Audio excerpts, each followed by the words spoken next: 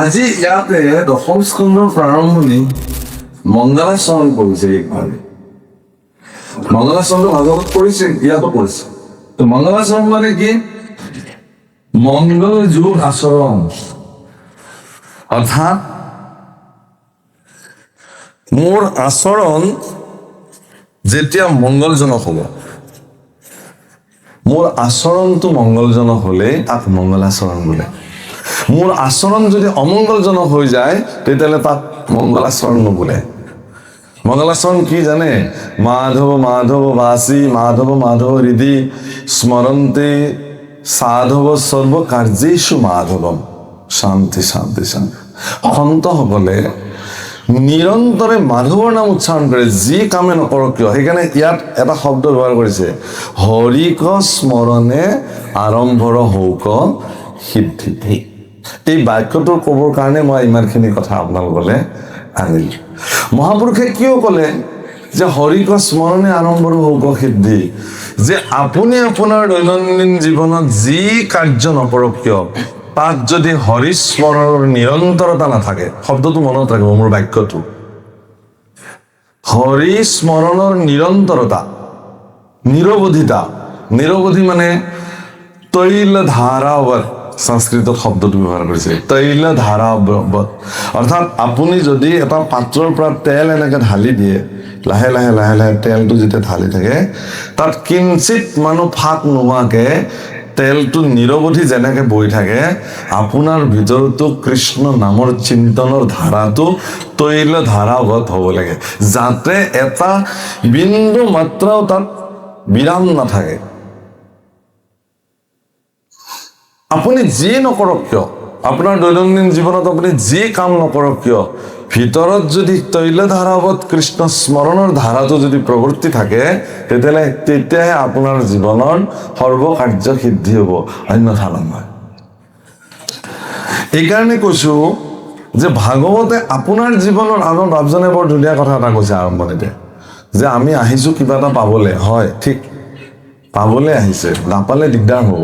ভাগৱতটো চবেই পাঠ কৰে, ভাগৱতটো চবেই ব্যাখ্যা কৰে, কিন্তু ভাগৱতৰ ব্যাখ্যাটো প্ৰামাণিক ব্যাখ্যা হ'ব লাগিব। মন গঢ়া, মনে সজোৱা, কৰবাৰ পৰা কিবা কাহিনী আনি ভাগৱতৰ ব্যাখ্যা সম্পূৰ্ণ আপুনি কৰিব নোৱাৰে। তাৰ তথ্যগত প্ৰামাণিক সত্য ভাগৱতৰ বাক্যক আপুনি প্ৰমাণ কৰিব নোৱাৰে। কিম প্ৰমাণমিতি চেত তত্ৰাহমেব প্ৰমাণমিত্যাহ নিগম বেদ, এইবুলি শব্দ শ্লোক কৈছে। কি কৈছে? কিম প্ৰমাণমিতি চেত, কি প্ৰমাণ দিব আপোনাক? ই স্বয়ং প্ৰমাণিত। যেনে উদাহৰণ কি দিছে, সূৰ্য ওলালে নে নাই তাক আপুনি টৰ্চ মাৰি চাবলৈ যোৱা আৰু ভাগৱতৰ বাণীক প্ৰমাণিত বচন বিচাৰি যোৱাটো একেই কথা। এনে কোন পৃথিৱীত মূৰ্খ আছে যে ৰাতিপুৱা সূৰ্য ওলাল নাই বুলি টৰ্চ মাৰি সূৰ্যলৈ চাব? সূৰ্য ওলাল মানে আপুনি গমেই পাই যাব। ঘৰৰ অন্ধকাৰ ঘৰৰ ভিতৰত থাকিলেও আপুনি গম পাই যাব যে সূৰ্য উদিত হৈ গল। সেইকাৰণে পৃথিৱীৰ সজ্জন পুৰুষসকলে সূৰ্যই তেওঁলোকক উঠাটো দেখাটো নিবিচাৰে, তেওঁলোকে বিচাৰে সূৰ্য উদিত দৃশ্য তেওঁলোকে চাবে। কৈছে ইয়াৰ সেইকাৰণে আৰম্ভণি কৈছে যে জয় নমো যাদৱ মাধৱ জনাৰ্দন, জয় ঋষিকেশ সদাশিৱ সনাতন। যাদৱ, মাধৱ, জনাৰ্দন। জনাৰ্দন শব্দ অৰ্থ কি? আজি ইয়াতে দশম স্কন্ধৰ প্ৰাৰম্ভণিত মহাপুৰুষে খুব কৌশল কৰি জনাৰ্দন শব্দ আনিছে আৰম্ভণিতে। জনাৰ্দন শব্দৰ অৰ্থ হল মায়া মৰ্দন কৰোতা। জনা শব্দৰ অৰ্থ হল মায়া।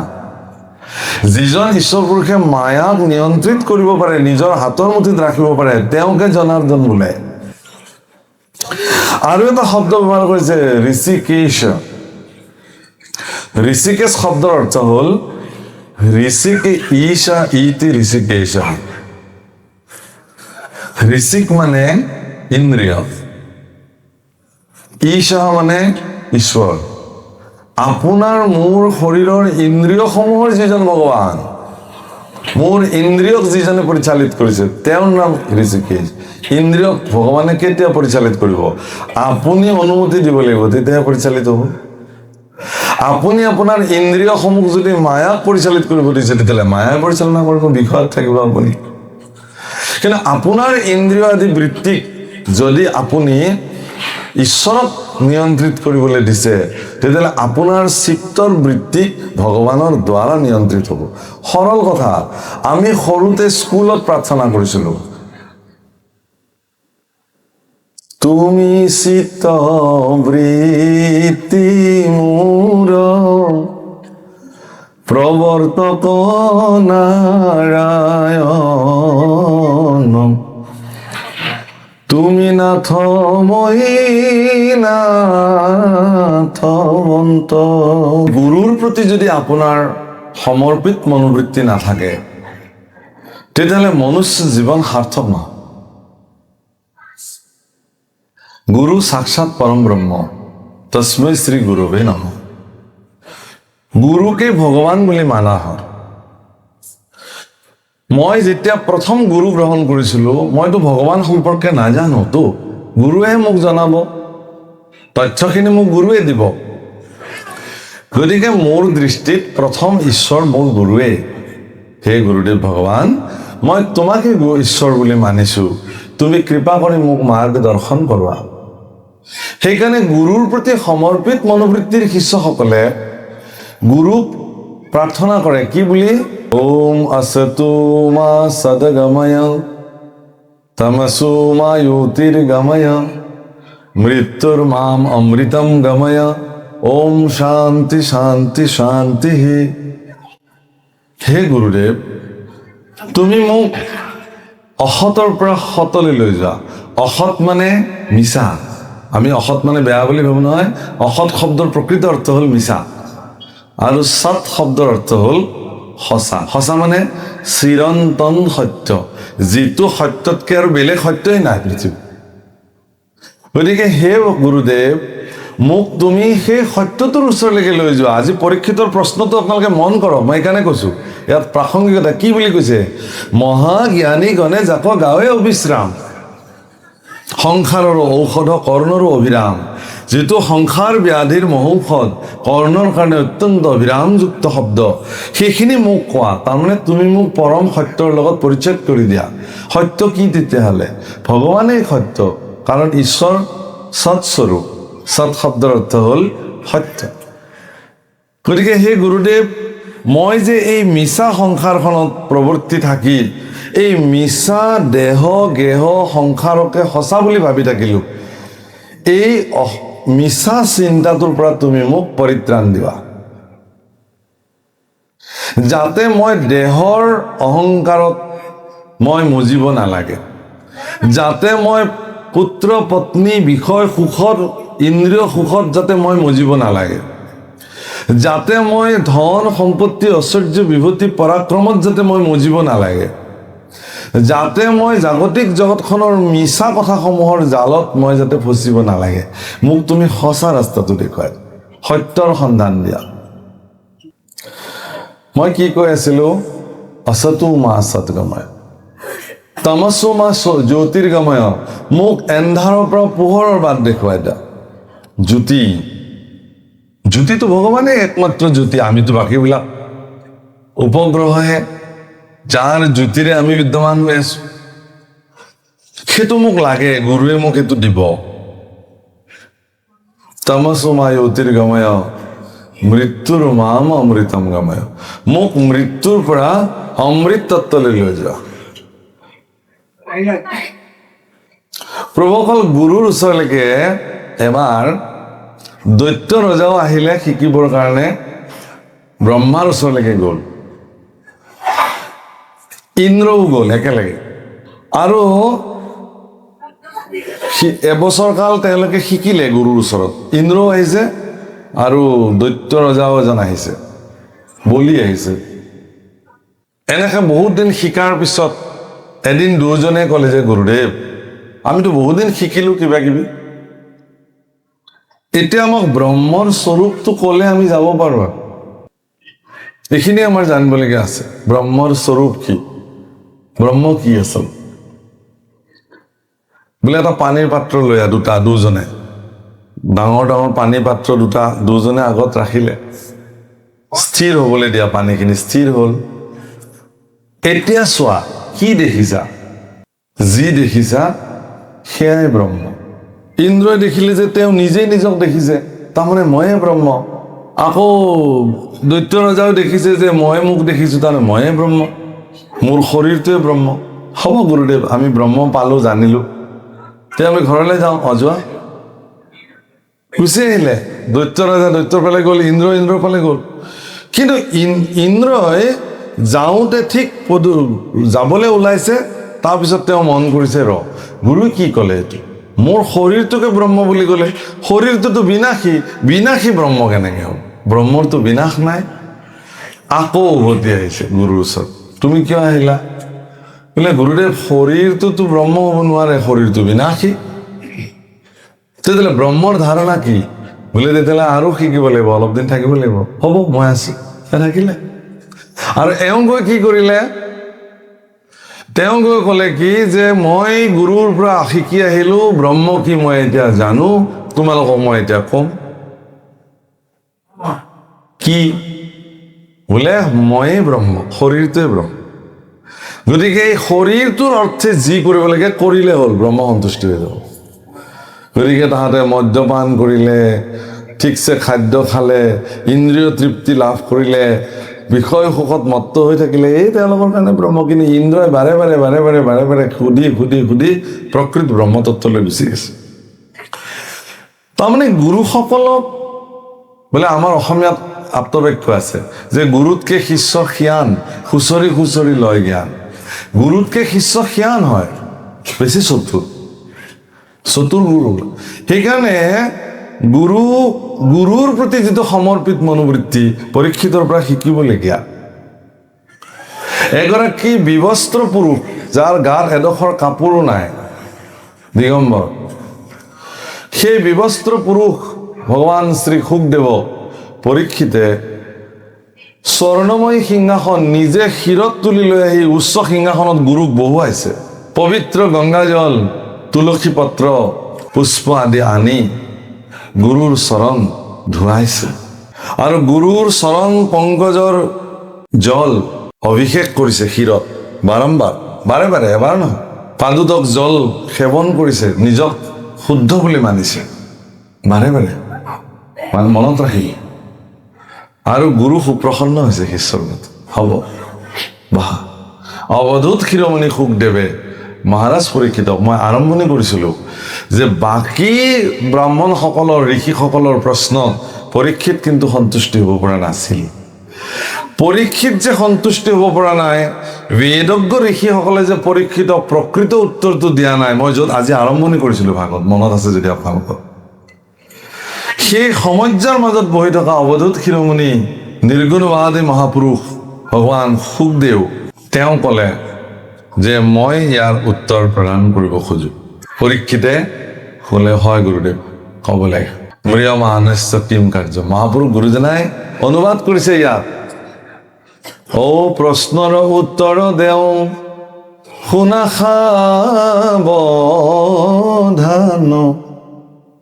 কৃষ্ণৰ নামেহে জানা পৰম কল্যাণ। এক বাক্যত উত্তৰ। প্ৰশ্নৰ উত্তৰ দিওঁ, তুমি শুনা সাৱধানে, কৃষ্ণৰ নামেই পৰম কল্যাণ। বোলে সেই কৃষ্ণ নাম ক'ত আছে, ক'ত পোৱা যাব? বোলে মই কম, শুনা তুমি। বহি দিলে, কুশ বন পাৰি উত্তৰ মুখে মুখ কৰি পৰীক্ষিত উত্তৰ মুখা হৈ বহিলে, গুৰুদেৱ দক্ষিণমুখা হৈ বহিলে। গুৰুদেৱ দক্ষিণমুখা হৈ বহিলে আৰু শুকদেৱ উত্তৰমুখা হৈ বহিলে। আৰু সমস্ত ঋষি মুনিসকল তাত বহি থাকিলে। প্ৰথম স্কন্ধৰ পৰা দ্বাদশ পৰ্যন্তে কহিলা ৰাজত মহামুনীন্দ্ৰ মহন্তে ক'লে, কি ক'লে? একেটা প্ৰশ্ন পুনৰ উত্থাপন, যে গুৰুদেৱ, আপুনি যি ক'বলৈ ওলাইছে ভাগৱত কথা, ইয়াক শ্ৰৱণ কৰিলে ঋষি সাপটো ব্যৰ্থ হ'বনে? নহয়, ব্যৰ্থ নহয়। তো ঋষি সাপ ব্যৰ্থ নহয় যদি বিষয় যন্ত্ৰণাৰ পৰা মুক্ত হ'মনে? নহয়। যদি তোমাক দংশন কৰে তুমি বিষয় যন্ত্ৰণা পাবা, কিন্তু তোমাৰ শৰীৰটোক যদি দংশন কৰে তেতিয়াহ'লে তুমি নাপাবও পাৰা। তখনডাল নেদেখাকে মৰিব পৰা যাবনে গুৰুদেৱ? যদি তক্ষকে দংশন কৰাৰ আগ মুহূৰ্তত তুমি তোমাৰ লিংগ দেহ ভংগ কৰি তুমি যদি গুচি যাব পাৰা, পৰম ব্ৰহ্মত বিলীন হৈ যাব পাৰা, হ'লে দেখাৰতো প্ৰশ্নই নাই। ধন্য। তেতিয়াহ'লে কোৱা, মই শুনিম। তাৰমানে গুৰুদেৱ মই বেলেগ, মোৰ শৰীৰটো বেলেগ নেকি? এৰা, তুমি বেলেগ, তোমাৰ শৰীৰ বেলেগ। তুমিতো তুমি আত্মা। পৰীক্ষিত তোমাৰ শৰীৰটোৰ নাম। আজি ইয়াত আমি যিমান মানুহ বহি আছো, মোৰ নাম ৰিজু পাঠক, এখেতৰ নাম অচ্যুত, যি নাম থাকক, এইবিলাক পোচাকী নাম বুলি কয়। শৰীৰটোৰ নাম, আত্মাই পিন্ধি থকা চোলাটোৰ নাম। আচল নাম আমাৰ সকলোৰে এটাই নাম। আমাৰ আচল পৰিচয়টো হ'ল মই আত্মা। এই জ্ঞানটো দিবৰ কাৰণে তেওঁ ক'লে প্ৰথম স্কন্ধৰ পৰা দ্বাদশ পৰ্যন্তে কি ক'লে? এইখিনি কথাকে কৈছে।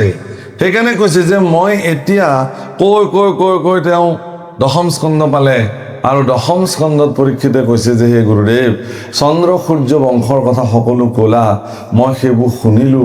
এতিয়া মই ভগৱান কৃষ্ণ পৃথিৱীত অৱতৰণ কৰি কি কৰ্ম সাধন কৰিলে সেই কথা শুনিব খোজো। কিয় যে ই মহাজ্ঞানীসকলে গাৱৈ অবিশ্ৰাম, আৰু ই কৰ্ণৰ অভিৰাম, সংসাৰৰ মহৌষধি। আৰু সেই কথাটো মই যিহেতু সংসাৰ বেমাৰত পৰিলোৱে, বেমাৰ এটাই, সেইটো হ'ল সংসাৰ। ডাক্তৰে বহুত বেমাৰৰ নাম কয়, সেইবিলাক শৰীৰৰ বেমাৰ, কিন্তু মনৰ বেমাৰ এটাই, সংসাৰখনে বেমাৰ। আৰু ইয়াৰ ঔষধো ৰাম নামে। পৰীক্ষিতে কৈছে যে মই এই সংসাৰ ব্যাধিত পতিত হলো, হে গুৰুদেৱ তুমি মোক উদ্ধাৰ কৰা। এই কৃষ্ণ কথা কোনে নুশুনিব? এক মহাপাপী হ'ব লাগিব, নতুবা তেওঁ আত্মঘাতী হ'ব লাগিব। এই দুটাৰ ব্যতিৰেকে চবেই কৃষ্ণ কথা শুনিবৰ কাৰণে হেঁপাহ কৰিব। তাৰমানে পৃথিৱীত যিবিলাকে কৃষ্ণ কথাক অৱজ্ঞা কৰি চলিছে, তেওঁলোক হয় মহাপাপী, নহয় আত্মঘাতী। এইটো শাস্ত্ৰৰ বিচাৰ, মই কোৱা নাই। পৰীক্ষিতে প্ৰশ্ন কৰিছে বৰ ধুনীয়াকে, কৈছে কি যে দুৰ্ঘোৰ সাগৰ সেনাবল কৌৰৱৰ, ইয়াতে লিখিছে দ্ৰোণ ভীষ্ম কৰ্ণ তাত কুম্ভীৰ মগৰ। আজি এখন কুৰু সমুদ্ৰ, এই কুৰু সমুদ্ৰত দ্ৰোণ, কৃপাচাৰ্য, অশ্বত্থামা, ভীষ্ম, শকুনি, কৰ্ণ, এইবিলাক ঘৰিয়ালৰ নিচিনা মুখ মেলি আছে সমুদ্ৰ। কেনেকে যাব পাৰ হ'ল? কিন্তু আচৰিত, মূৰ পিতা মহাবৰ্গে কৃষ্ণ নৌকা পায়, লীলাই তৰিলে তাকো গোখ জপৰায়। গৰুৰ খোজত যেন সৃষ্টি হয় এডৰা পানী, যাক মানুহে ডেং মেলি পাৰ হৈ যাব পাৰে। তদ্ৰূপ ভৰপূৰ কুৰু সমুদ্ৰ, মোৰ পিতৃ পিতামহ ধৰ্মৰাজ যুধিষ্ঠিৰ, গদাধৰ ভীম, ধনুৰ্ধৰ অৰ্জুন, নকুল সহদেৱ প্ৰমুখ্যে মোৰ পিতৃ পিতামহ এইসকলে একমাত্ৰ কৃষ্ণ নৌকাত উঠি মহাকুৰু সমুদ্ৰ তেওঁলোকে পাৰ হৈ গৈছিল। কেনেকে পাৰ হৈছিল এই কথাটো মোৰ জানিবলৈ মন গৈছে। আচ্ছা, এইটো পৰীক্ষিতে জানিব মন গৈছে, তেওঁৰ গৰজ পৰিছে, তেওঁৰ বংশৰ কথা। আমাৰ কি আহিব এইবোৰ শুনিলে? কি লাভ হ'ব? তাকে মহাপুৰুষে আকৌ লিখিলে, তাকে বেদব্যাসে লিখিলে, আমাৰ কি লাভ হ'ব? আমাৰ আটাইতকৈ বেছি লাভ হ'ব এই সংসাৰখনেই কুৰু সমুদ্ৰ প্ৰভুসকল। ইয়াত বেলেগে শত্ৰুতা পিছত কৰে, নিজৰ ইষ্ট কুটুম্বই শত্ৰুতা আৰম্ভণিতেই কৰে। চবৰে নকৰিব পাৰে, অধিকাংশ। এখন অৰণ্যত এজন মানুহে এখন এটুকুৰ লোহা কোবাই কোবাই কোবাই কোবাই থকা দেখি চৰাইবিলাকে গৈ গছবিলাকক খবৰ দিলে, বোলে এটা ডাঙৰ ঘটনা ঘটি আছে। কি? যে এজন মানুহে লোহা একটুকুৰ কোবাই কোবাই কিবা বনাই আছে। গছবিলাকে কৈছে একো নহয়। তাৰপিছত চৰাইবিলাকে দেখিলে যে সেইখন এখন কুঠাৰ বনালে, কুলহাৰী কুঠাৰ। কৈছে সৰ্বনাশ, কিন্তু কুঠাৰ হৈ গ'ল নিৰ্মাণ, তোমালোকক কাটি কুটি ধ্বংস কৰিবলৈ আৰু বেছি দিন নাই। গছবিলাকে কৈছে একো কৰিব নোৱাৰে, নিশ্চিন্ত থাকা। তাৰপিছত চৰাইবিলাকে আহি ক'লে যে আজি কিন্তু মই সেই মানুহজনক এটুকুৰ কাঠ কাটি থকা দেখিছো, কাঠৰ এটা নাল বনাই থকা দেখিছো। বোলে চাইচোন কি কৰিছে। বোলে সেই তেওঁ বনোৱা কুঠাৰখনত সেই কাঠৰ নালটো জোৰা লগাই দিলে, একদম টাইটকে জোৰা লগাইছে, যাতে সোনকালে এৰি নাযায়, দৃঢ়ভাৱে লগালে। গছবিলাকে তেতিয়া কৈছে এতিয়া আমি সাৱধান হ'বৰ হ'ল। লোহাই আমাক একো কৰিব নোৱাৰিলেহেঁতেন, কুঠাৰখনে আমাক একো কৰিব নোৱাৰিলেহেঁতেন, কিন্তু আমাৰে অঙহী গৈ গ'লে তাত লগ লাগিলে নহয় কাঠডাল। আমাৰ বংশ গৈ জোৰা লাগিলে নহয়, এতিয়া সাৱধান, এতিয়া কৰিব পাৰে। ই নোযোৱা হলেতো আমাক একো কৰিব নোৱাৰিলেহেঁতেন ন। বুজাই বুজিছে, আপোনালোকেও বুজিছে, মুকলি কৰাৰ ইয়াতকে প্ৰয়োজনো নাই। পৰীক্ষিতে সেইকাৰণে সুধিছে যে সমস্ত জগতৰ কল্যাণ হওক, জানক এইবিলাক কথা, কেনেকে এওঁলোকে ৰক্ষা পালে। আকৌ প্ৰশ্ন কৰিছে যে মোৰ দেহা দ্ৰোণীৰ শৰত বিধ্বংস হৈ গৈছিল, কেনেকে পুনঃ অমৃত পান কৰে ভগৱানে মোক গৰ্ভতেই পুনঃ জীয়াই তুলিলে।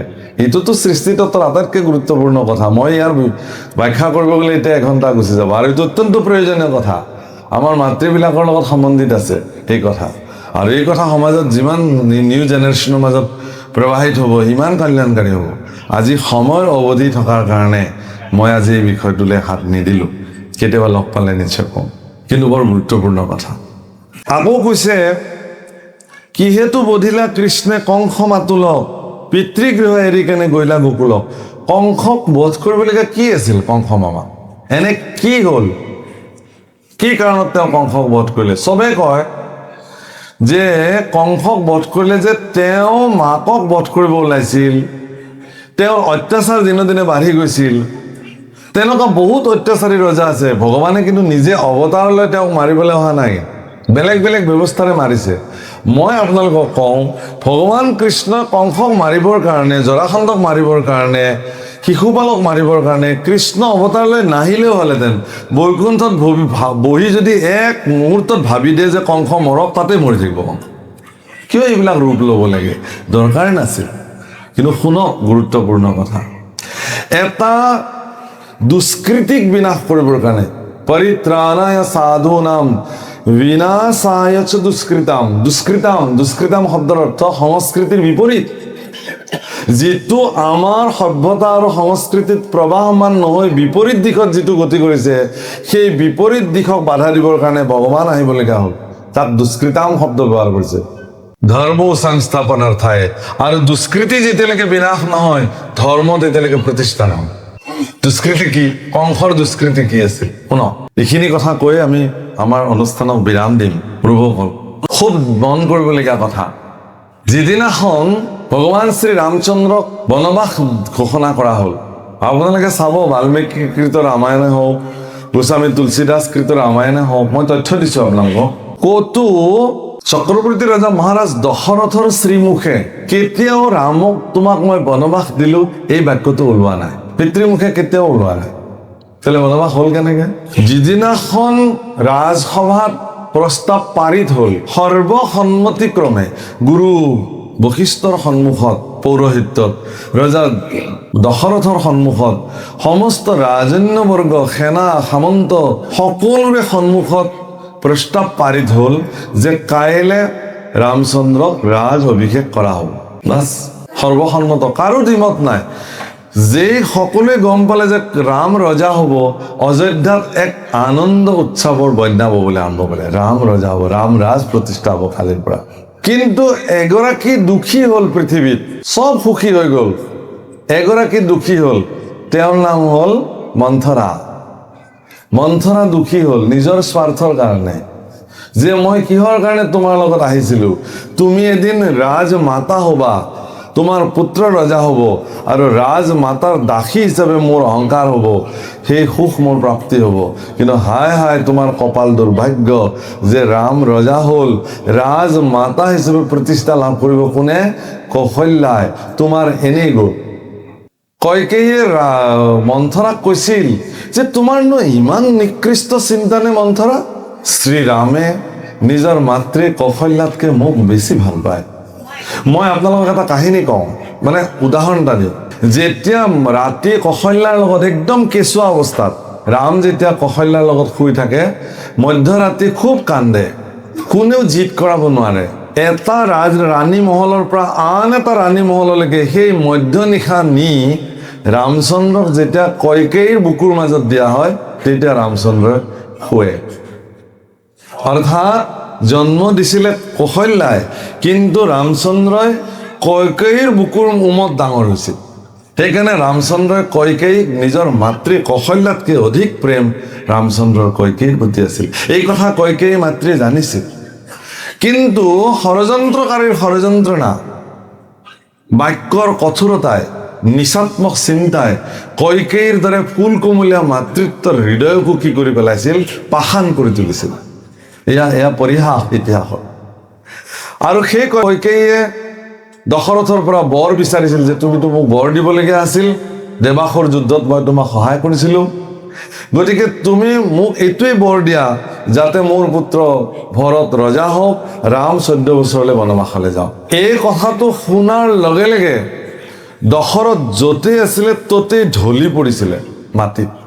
চক্ৰৱৰ্তী ৰজা দশৰথ মাটিত শয়ন কৰি আছিলে এটা উশাহত। আৰু তাতে কইকেয়ীয়ে তেওঁক কঠোৰ বচন শুনাইছিলে। সদৌ শেষত দশৰথৰ শ্ৰীমুখৰ পৰা এটাও বাক্য নোলোৱা দেখি কইকেয়ীয়ে মহামন্ত্ৰী সুমন্তক আমন্ত্ৰণ কৰিছিল। সুমন্তক মাতিবলৈ সুমন্ত আহিছিল। সুমন্তই কৈছিল, হে দেৱী, মোক কিয় আমন্ত্ৰণ কৰিছে মহাৰাণী? বোলে এইকাৰণে আমন্ত্ৰণ কৰিছোঁ, তোমাৰ মহাৰাজ দশৰথে এইমাত্ৰ মোক কথা দিছিলে সত্য ৰক্ষা কৰিম বুলি বহুত আগতে, আৰু সেই সত্য তেওঁক ৰক্ষা কৰিবলৈ মই দিছোঁ যে ৰামচন্দ্ৰক 14 বছৰ বনবাস দিয়া হওক, ভৰতক ৰজা পতা হওক। যোৱা তুমি ৰামচন্দ্ৰক এই বাৰ্তা দিয়া, ৰামচন্দ্ৰক এতিয়াই ইয়াৰ আহিবলৈ দিয়া। তাতে এটা নিয়ম আছিল সেই সময়ত যে যুৱৰাজ ঘোষিত হোৱাৰ লগে লগে ৰামচন্দ্ৰক সম্পূৰ্ণ এক বিশেষ নিৰাপত্তাৰে ৰখা হৈছিল। তেওঁৰ শিৰত স্বৰ্ণময় মুকুট আছিল, ৰত্নৰ উত্তৰী আছিল, সোণৰ পাঞ্চৈ পিন্ধিছিলে, ভৰিত পানৈ মানে যাক পাদত ত্ৰাণ বুলি কয় পিন্ধিছিলে, আৰু শিৰৰ ওপৰত এটি ধবল ছত্ৰ, ৰাজকীয় ছত্ৰ এটা ধৰি আছিল। আৰু ৰজাৰ ওচৰলৈকে যেতিয়া ৰামচন্দ্ৰ আহিছিল, চিপাহী চন্তৰে ৰামচন্দ্ৰৰ শিৰৰ ওপৰত সেই ছত্ৰটো ধৰি আনিছিল, আৰু সোঁৱৰৰ নোমেৰে আৰু সুবৰ্ণময় বিচনীৰে দুগৰাকী দাসীয়ে তেওঁক বিচি বিচি আহিছিল। সেইটো নিয়ম আছিল। কিন্তু যেতিয়া দেখিছিল যে পিতৃ দশৰথ মাটিত পৰি আছে, কইকেয়ী থিয় হৈ আছে, এই দৃশ্য দেখি ৰামচন্দ্ৰই পিতৃ দশৰথৰ চৰণত দণ্ডৱত প্ৰণিপাত কৰি হুকুকাই কান্দি কৈছিল যে, হে পিতৃ, যদি মই ৰজা হোৱাৰ কাৰণে তোমাৰ যদি কিবা আপত্তি আছিল তেতিয়াহ'লে ক'ব লাগিছিল, মই কেতিয়াও ৰজা নহওঁ। তথাপি তুমি ভূমিত শয়ন কৰিব নালাগে, তুমি উঠা, তুমি ৰাজ্য চলোৱা, মই তোমাৰ দাস হিচাপে তোমাৰ সহায় কৰিম। কইকেয়ী মাতৃ, পিতৃৰ কি হৈছে এয়া? তেতিয়া কইকেয়ী কৈছিল, তোমাৰ পিতৃ দশৰথ বাক্যত বন্দী, তেওঁ মোক কথা দিছিলে মই যি বিচাৰিম দিব লাগিব, কিন্তু আজি তেওঁ মৌন হৈ আছে। কৈছে কি? কৈছিল যে মই যি বিচাৰিম তাকে। তুমি কি বিচাৰিছা? মোৰ পিতৃ কিয় পালন কৰা নাই? বোলে মই বিচাৰিছোঁ তুমি 14 বছৰ বনবাসলৈ যোৱা, মোৰ পুত্ৰ ভৰত ৰজা হওক। ৰামচন্দ্ৰই ওপৰত থকা ছত্ৰধাৰীক কৈছিল, ছত্ৰটো গুচাই দিয়া। সোণৰ যি খৰম তেওঁ পিন্ধিছিলে, পাদত্ৰাণ লগে লগে খুলি থৈছিল, ৰাজকীয় আভৰণ সকলো খুলি দিছিল, আৰু দাস দাসীক কৈছিল, তোমালোক এতিয়া ইয়াৰ পৰা গুচি যোৱা। মন্ত্ৰী সুমন্তই কৈছিল যে তুমি এইবিলাক গুচাব নোৱাৰিবা ৰামচন্দ্ৰ। নাই, মই এই মুহূৰ্তৰ পৰাই বনবাসী হলো, গতিকে মোক আৰু এইবিলাকৰ প্ৰয়োজন নাই। মই পিতৃৰ সত্য ৰক্ষা কৰিবৰ কাৰণে এই মুহূৰ্ততে মই বনলৈ যাত্ৰা কৰিম। হ'ব আই, তুমি চিন্তা কৰিব নালাগে, মোৰ প্ৰিয় ভৰত অযোধ্যাৰ ৰজা হ'ব, আৰু মই চিৰদিনৰ কাৰণে দৰকাৰ হ'লে মই বনতেই থাকিম। যদি মই অহাটো ভৰতে নিবিচাৰে, মই নাহাকেই বনত থাকিম। তুমি অন্তত শান্তি হোৱা আই। এই বুলি কইকেয়ীৰ চৰণৰ ধূলি শিৰত প্ৰথম ৰামচন্দ্ৰই অভিষেক কৰিছিল, বনলৈ যাবৰ কাৰণে প্ৰস্তুত হৈছিল। তেতিয়া মাত নমতাকে মাটিত পৰি থকা দশৰথে ৰামচন্দ্ৰক এটা কথা কৈছিল যে, হে পুত্ৰ, মোৰ এটা বাক্য তুমি মানা। কি? তোমাকতো সমস্ত ৰাজ্যই নিৰংকুশ সংখ্যাগৰিষ্ঠতাৰে তোমাক প্ৰস্তাৱত সমৰ্থন জনাইছিল, কাৰো আপত্তি নাই তুমি ৰজা হোৱাত। তুমি ৰজা হোৱা, তুমি বনবাসলৈ যাব নাপায়। আৰু তোমাক ৰজা পাতিবলৈ নোৱাৰাৰ দুখত এই দশৰথক তুমি এই মুহূৰ্ততে নি অন্ধকাৰ কাৰাগাৰত মোক তুমি বন্দী কৰি তিল তিলকে মোক মাৰি পেলোৱা, আৰু তুমি আৰামছে ৰাজ্য চলোৱা। তেতিয়া চব ৰক্ষা পৰিব, মোৰ বাক্যটো ৰক্ষা পৰিব, কইকেয়ীৰ বাক্য ৰক্ষা পৰিব, তুমিও ৰজা হোৱাটো প্ৰজাই বিচাৰিছে, চল। তেতিয়া ৰামচন্দ্ৰই কৈছিল যে, হে পিতৃ, ভাৰতীয় সনাতন পৰম্পৰা পুত্ৰই পিতৃক বধ কৰি পোতাশালত দি ৰজা হোৱাৰ নজিৰ নাই। এই কাম মই কৰিব নোৱাৰো। কিন্তু এই কাম ভাৰতবৰ্ষত হৈছিল। কিন্তু কোনে কৰিছিল? যিবিলাক মোগলে আহি ভাৰতবৰ্ষ শাসন কৰিছিল। আপোনালোকে বুৰঞ্জী পঢ়িছিল, বাপেকক জেলত থৈ পুতেক ৰজা হৈছে, বাপেকক মাৰি পুতেক ৰজা হৈছে, ৰাতিৰ ভিতৰতে বাপেকক মাৰি পিছদিনা পুতেক ৰজা হৈছিল। এইবিলাক তেওঁলোকৰ এইবিলাকক দুষ্কৃতাম, এইবিলাক দুষ্কৃতি, সংস্কৃতিৰ বিৰুদ্ধে, ভাৰতবৰ্ষৰ সংস্কৃতিৰ বিৰুদ্ধে। এনে দুষ্কৃতি কাৰ্য পোনপ্ৰথমবাৰৰ কাৰণে অসুৰ কংসই সাধন কৰিলে। উগ্ৰসেনক তেওঁ জেলখনত থৈ নিজে নিজে স্বয়ম্ভু ৰজা মথুৰাৰ হৈছিল। আৰু সেই অপৰাধ, সেই দুষ্কৃতিক বিনাশ কৰিবৰ কাৰণে বিনাশায় দুষ্কৃতাম, এনে দুষ্কৃতি যদি পৃথিৱীত দুষ্কৃতিকাৰী থাকিব নোৱাৰে, পৃথিৱীত এক ইতিহাস হওক, সেই বুলি স্বয়ং ভগৱান কৃষ্ণ পৃথিৱীত আহি কংসক বধ কৰিছে। যিটো কথা জানিবৰ কাৰণে পৰীক্ষিতে মন কৰিছে। মই এই কথা কৰি কাৰণে এইখিনি কথা ক'লো। যি নহওক, কিমান ভাৰ্যাক বিবাহ কৰাইছে, মনুষ্য শৰীৰে তেওঁ কিমান দিন আছিলে, পিতৃগৃহ এৰি তেওঁ গোকুলত কিয় ডাঙৰ হ'বলগীয়া হ'ল, এই প্ৰশ্ন তেওঁ সুধিছে। হৰি কথা পিয়ন্তে তজু মুখে, নাই সোধা তৃষ্ণা নবাধ একো দুখে। কোনো মোৰ তৃষ্ণা অহা নাই, মোৰ কোনো দুখ ভাগৰ অহা নাই, তুমি কৈ যোৱা। এই বুলি তেওঁ পৰীক্ষিতে জানিব খুজিছে। আৰু সুখদেৱেও পৰীক্ষিতক কৈছে, ধন্য হে পৰীক্ষিত, তোমাৰ জীৱন ধন্য, কাৰণ তুমি কৃষ্ণ কথা শুনিব খুজিছা, আৰু মই আজি কৃষ্ণ কথা কৈ নিজে ধন্য হ'ম। কাৰণ এই বুলি তেওঁ ইতিহাস ক'বলৈ আৰম্ভ কৰিলে যে পৃথিৱীত দ্বাপৰ যুগৰ শেষৰ ফালে ৰজাবিলাক বৰ অত্যাচাৰী হ'ল। কংস চানু আজি ৰজাৰ অত্যাচাৰত বসুমতী পীড়িত হ'ল, আৰু সেই বসুমতীয়ে ব্ৰহ্মাক প্ৰাৰ্থনা কৰিলে। আৰু ব্ৰহ্মাই ভগৱানক প্ৰাৰ্থনা কৰোঁতে ব্ৰহ্মাৰ প্ৰাৰ্থনা শুনি ভগৱান শ্ৰীহৰিয়ে বৈকুণ্ঠৰ পৰা ব্ৰহ্মাক ক'লে যে, হে ব্ৰহ্মা, মই পূৰ্ণ অৱতাৰে পৃথিৱীলৈ গৈ আছোঁ, তুমি সমস্তকে জনাই দিয়া। বৈকুণ্ঠৰ পাৰিষদসকলক গোকুল আৰু বৃন্দাবনত আনি আগতেই প্ৰতিষ্ঠা কৰা হ'ল। কোনোবা যদি গাই হৈ আহিল, কোনোবা গোৱাল হৈ আহিল, কোনোবা যদি যশোদা হৈ আহিল, কোনোবা নন্দ হৈ আহিল, কোনোবা যদি গছ হৈ আহিল, কোনোবা দুবৰি বন হৈ আহিল, কোনোবা যদি যমুনাৰ পানী হৈ বৈ থাকিল, কোনোবা বতাহ হৈ বৈ থাকিল, চব পাৰিষদ বৈকুণ্ঠ। ভগৱান কৃষ্ণ আহিব বৈকুণ্ঠ এৰি, পৃথিৱীয়ে বৈকুণ্ঠ হৈ যাব। সেইকাৰণে বৃন্দাবনত আজিও যদি আপোনালোকে বৃন্দাবনলৈ যায়, আপোনালোকে বৃন্দাবনৰ এডাল দুবৰি বনকো স্পৰ্শ কৰি যদি সেৱা কৰে, কপালখন যদি দুবৰি বনত লগাই সেৱা কৰে যে, হে দুবৰি, তোমাৰ জীৱন ধন্য, কাৰণ তুমি বৃন্দাবনত তোমাৰ জন্ম হৈছে, গোকুলত তোমাৰ জন্ম হৈছে। এচটা পাথৰ শিলকো যদি আপুনি প্ৰণিপাত জনায় বৃন্দাবনত গৈ যে তোমাৰ জীৱন ধন্য, য'ত ভগৱানৰ পদৰজ সঞ্চিত হৈ আছে, তাত তোমাৰ জন্ম, তুমি আছা। সেইকাৰণে গতিকে এই ব্ৰহ্মাই ক'লে, ঈশ্বৰে ব্ৰহ্মাক ক'লে, আৰু ঈশ্বৰে যি ধৰণে নাটকখন কৰিব লাগে সেই নাটকখন তেওঁ ৰচনা কৰিলে বিধিৰ দ্বাৰা। আৰু সেই নাটকখনত এক এক ক্ষণ কোন অসুৰক, কোন দুষ্কৃতিকাৰীক কেনেকৈ বধ কৰিব লাগিব তাৰ পূৰ্ব নিখুঁত পৰিকল্পনা লৈ ভগৱান 125 বছৰৰ কাৰণে পৃথিৱীলৈ আহিলে। আৰু আহি দৈৱকীৰ উদৰত বসুদেৱৰ ঔৰসত জন্ম ল'লে, পৰম সুমংগল বাদ বহিলে। আৰু এনেকুৱা এটা পুণ্যখনত ভগৱান কৃষ্ণ পৃথিৱীত জন্ম ল'লে। আৰু পৃথিৱীত জন্ম হৈ 125 বছৰ কাল থাকি ভগৱান শ্ৰীকৃষ্ণই পুতনাৰ পৰা আৰম্ভ কৰিছে অসুৰ নিধন কৰা। আৰু কৰি কৰি কৰি সদৌ শেষত কুৰুক্ষেত্ৰ মহাসমৰত এনেকুৱা অক্ষয়ণীয় দুষ্ট দৈত্যক বিনাশ কৰি ভগৱান কৃষ্ণই কি কৰিছে, পৃথিৱীক পাপ মুক্ত কৰিছে, পাপীৰ পৰা মুক্ত কৰিছে, দুষ্কৃতিৰ পৰা ৰক্ষা কৰিছে। এয়াই দশম স্কন্ধৰ মূল কথা। ইয়াত ভগৱান নিৰ্গুণ হৈও গুণময় লীলা কৰিছে, নিৰাকাৰ হৈও আকাৰত বন্দী হৈ সাধাৰণ মনুষ্যৰ লেখীয়াকৈ কিছুমান কৰ্ম সাধন কৰিছে, যাক আমি লীলা বুলি কওঁ। আৰু লীলা পুৰুষোত্তম ভগৱানৰ সেই লীলা যিসকলে নিৰন্তৰ তাত স্নান পান অৱগাহন কৰে, তেওঁৰ জীৱন ধন্য হৈ যায়। সেইকাৰণে ইয়াতে কৈছে যে, শুনিও ক সৰ্বজনে কৃষ্ণৰ চৰিত, আতপৰে আনপন্য নাহিকে কলিত, লোভী আছে জন্ম যিটো ব্ৰহ্মাৰ বাঞ্চিত, জানি যত্নে কৰা পান কৃষ্ণ কথামৃত। যদি জানি কৃষ্ণ কথামৃত পান কৰক, শনিক সংসাৰৰ বিলম্বত কাৰ্য নাই, চিন্তামণি জন্ম হেৰা হাততে হেৰায়, নাহিকে চেতন কাল অজগৰে গিলে, ধনজন জীৱন যাইবক একতিলে। যত দেখা ভাৰ্যপুত্ৰ সবে অকাৰণ, চাহি মাত্ৰ থাকে কালে ধৰে জেঠিকখন।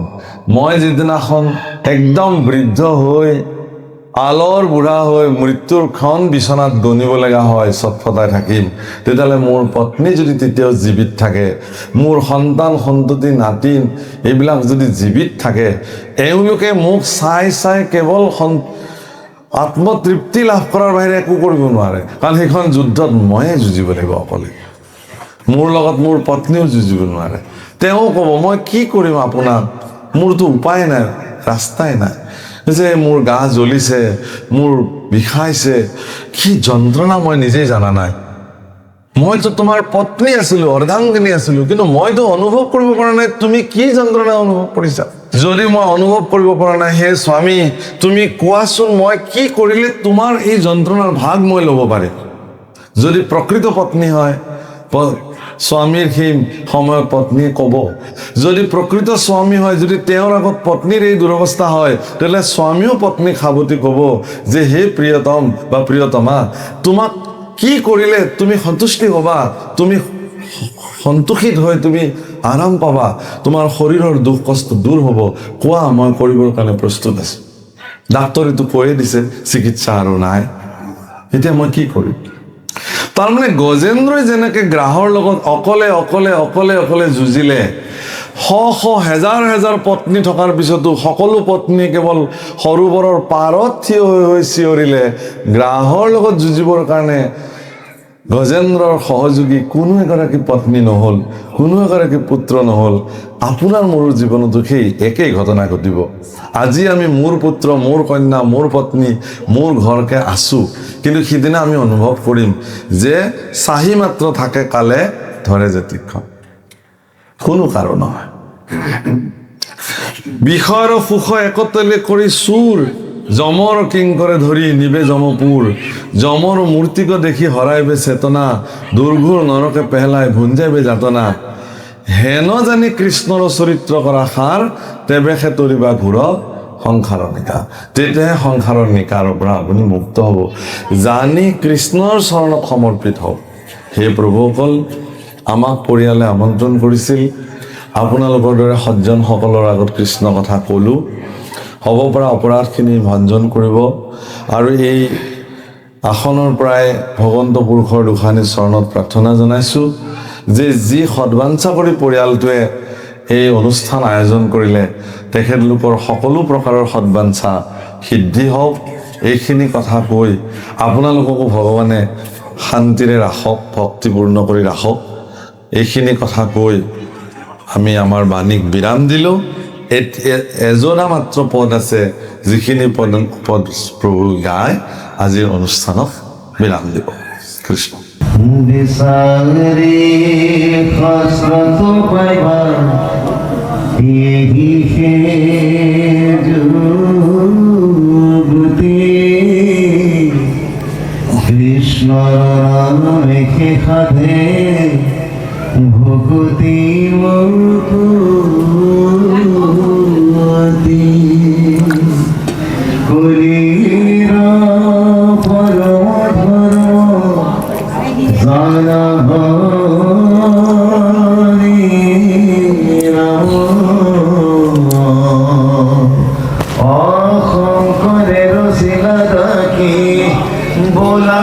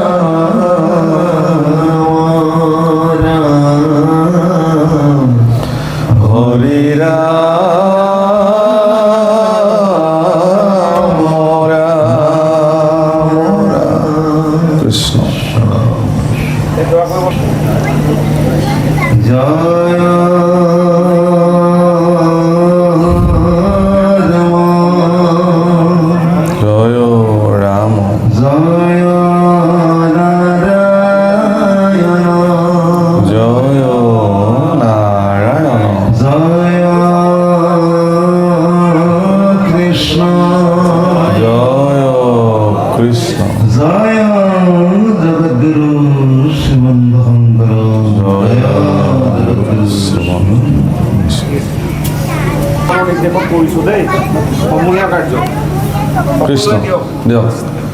কৃষ্ণ কৃষ্ণ হৰি অ ৰাম দিয়ক গাওক নজানো হোৱা বাহন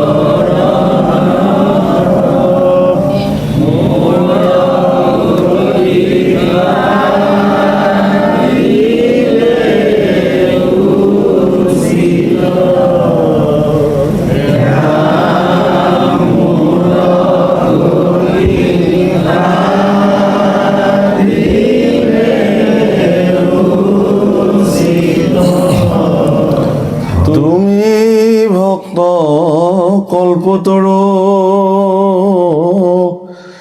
বাহিৰে ভিতৰে গুৰু তুমি বিনে নাহি মোৰ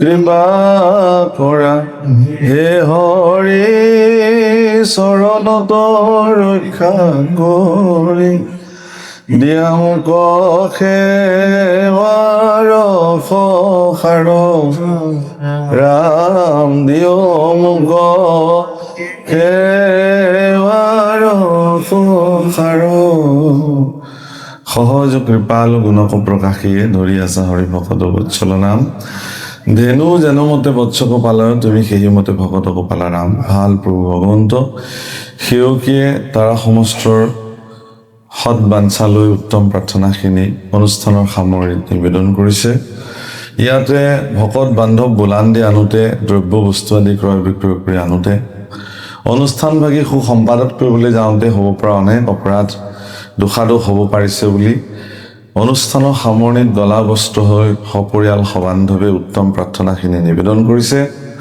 উত্তম প্ৰাৰ্থনাখিনি নিৰ্বিঘ্নে সামৰি লৈ সেৱকীৰ সৎবাঞ্ছাসমূহ পূৰ্ণ কৰি ভগৱন্ত পুৰুষে কৃপা দৃষ্টি কৰিব দুজনা গুৰুৰ কৃপাৰে সমৃদ্ধ কৰি কল্যাণ কৰিব এই প্ৰাৰ্থনা নামমুখে দ ভকতে হৰিধ্বনি কৰা হৈছে অ হৰি অ ৰাম গুৰু কৃপাৰে সমৃদ্ধ হৈছে কৃষ্ণ